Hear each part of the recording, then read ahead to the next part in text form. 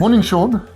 Good morning, Isak. How are you today? I'm very well on this Monday morning. It's good to be back for our second chat of meaningful workshops. In our previous chat, we introduced ourselves, and hopefully, people know us a little bit better than before. But Sean, today we're going to talk a little bit more about one of the projects that's very close to heart, which is finding meaning in the workplace. So we've both been working on that. Perhaps just your thoughts about meaning in the workplace? Meaning in the workplace is so very important because I think that we often don't understand that we spend most of our time in the workplace, and that it is stands out for us as being special. We have the same complexities in the workplace as we do outside of the workplace, but in the workplace we can't really share it, and I think that's one of the problems is we can't share what actually happens and in the workplace. One of the big problems is communication, and just communication and communicating with your fellow being. The fear of your superior, being fearful of them that not doing your job properly. All these kind of fears come in. And I think that's one of the challenges in the workplace, that you don't have your family that you can talk to. You don't have your partner that you can talk to. And I think that is really scary. And I think that certainly in a new workshop type environment, as well as that's in skills I'm talking about, but also in the office environment, there are so different aspects to being in a workplace environment. And I think we often forget about that, and we often in closed areas, and that's one of the challenges as well. Our senses are so very important in terms of the smell, in terms of sound. These are all disturbances that we have. And if we don't have the right setting of a smell, for example, we'll write a terrible email, we'll write a terrible WhatsApp message, we'll respond ineffectively. And I think that's so very important. And when there's noise in the background, and sometimes we don't understand that noise is actually causing problems for us in terms of a disruption, and we can't focus and concentrate enough. And Sean, what one of the studies, which we'll talk about a little bit later, shows that we often try and separate our workplace from our private lives. But in fact, that's not actually possible, because your brain and your psyche and your nous is one being. People often have this notion of, I leave my work behind when I close the door at 5 p.m.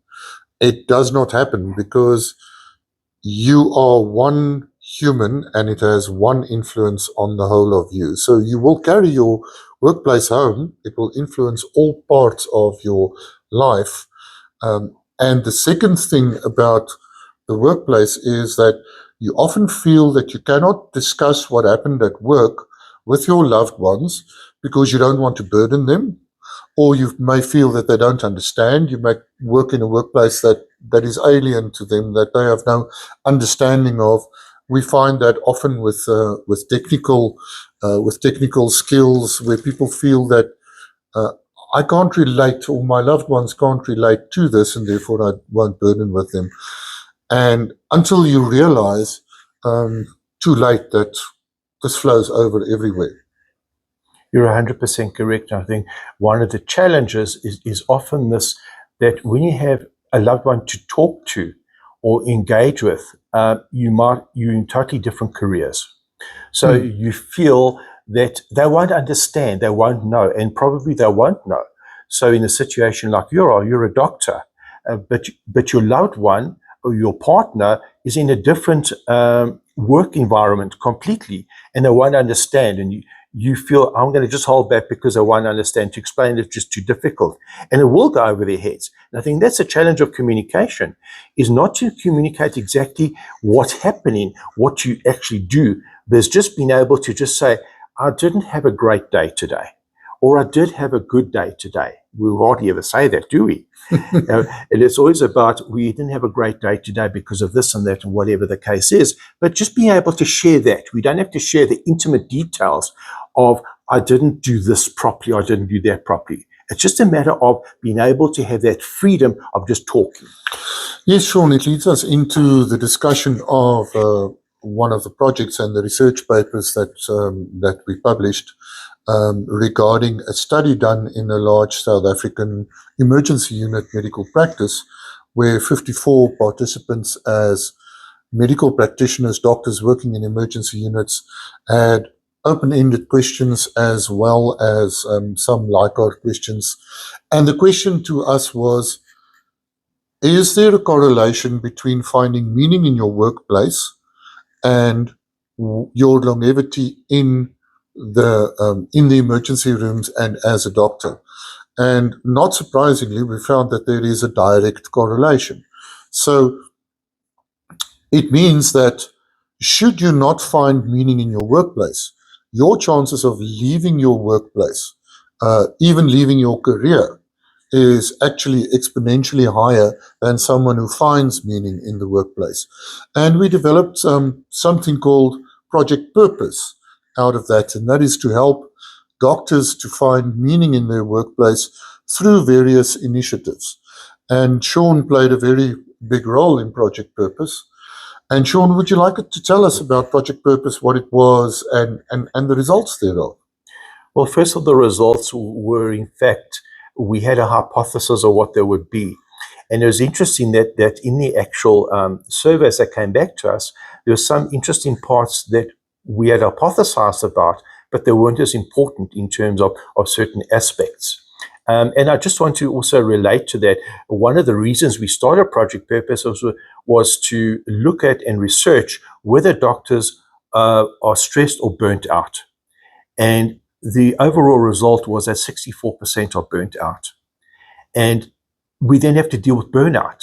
We don't necessarily have to go back and deal with the stress. We'll deal with the stress as part of the burnout. So they are going to be burnt out in certain professions. This, obviously, emergency medicine is one of those. But in various professions, you must deal with what the target is. And Project Purpose was exactly that. Sean, I also wrote a small piece called The Forgotten Ones about doctors specifically, and then doctors in the emergency room.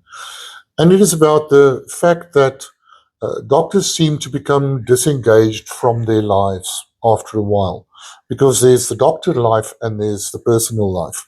They also work so many hours that they miss their children's birthdays because they're out in an emergency.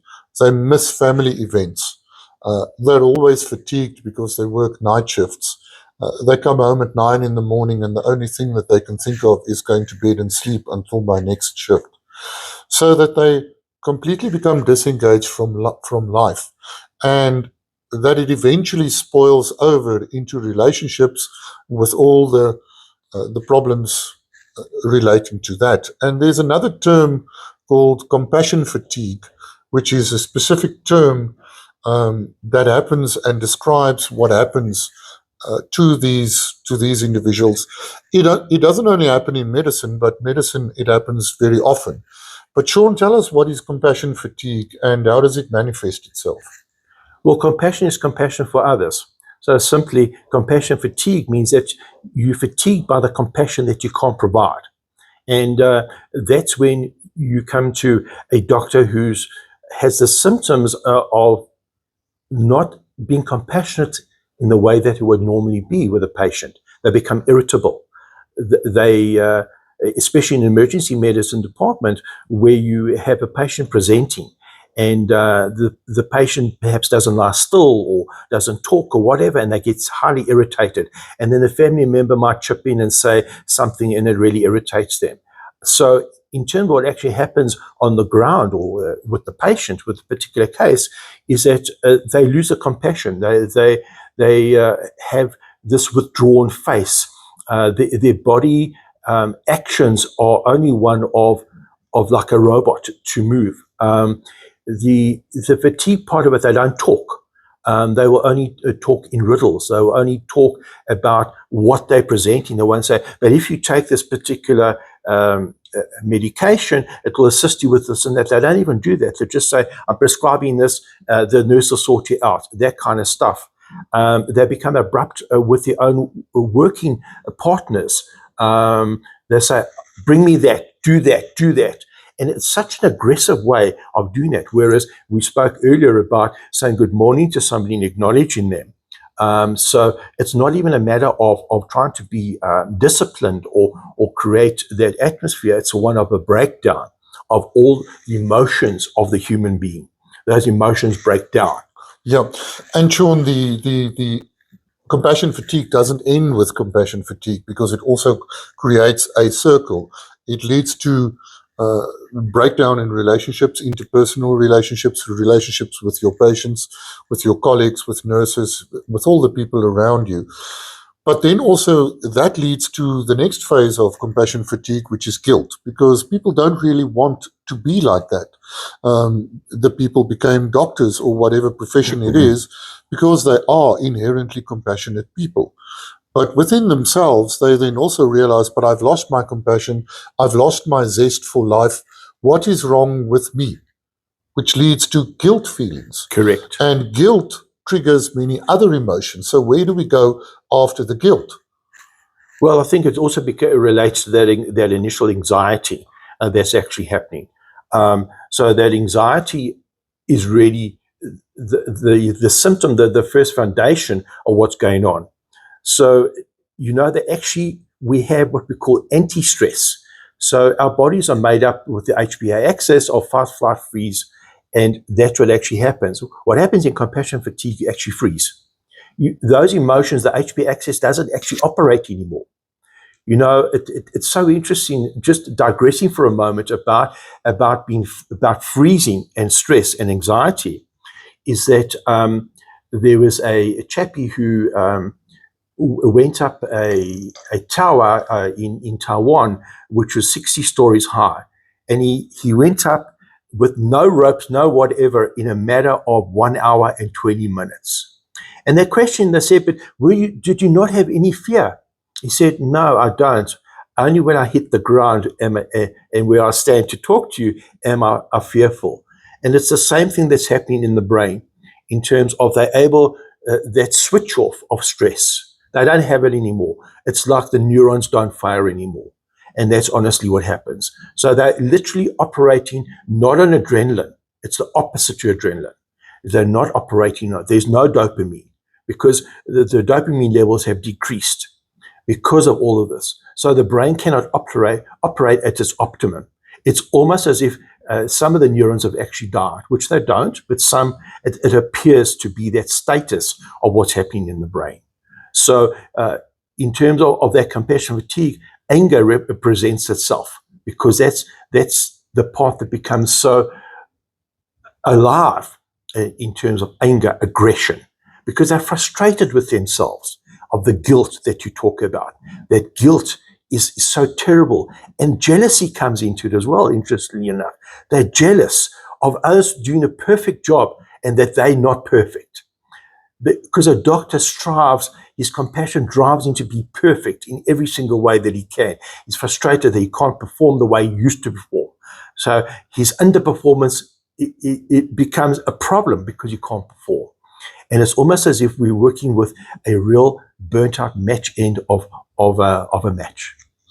Wonderful to speak to you, Sean. And I think what we should discuss in our next discussion is how do we deal with the compassion fatigue, the burnout, and the finding meaning in the workplace, because we've only touched on the surface today, and many of the other lessons that we've learned in Project Purpose is perhaps a discussion for next time.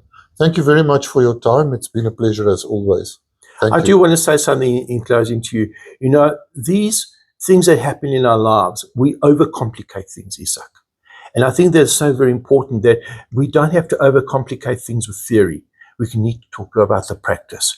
And in terms of what we do and the way that we want to put things forward in the world is meaningful workshops, finding meaning in simple, practical, implementable ways. Thank you, Isak. Thank you, Sean.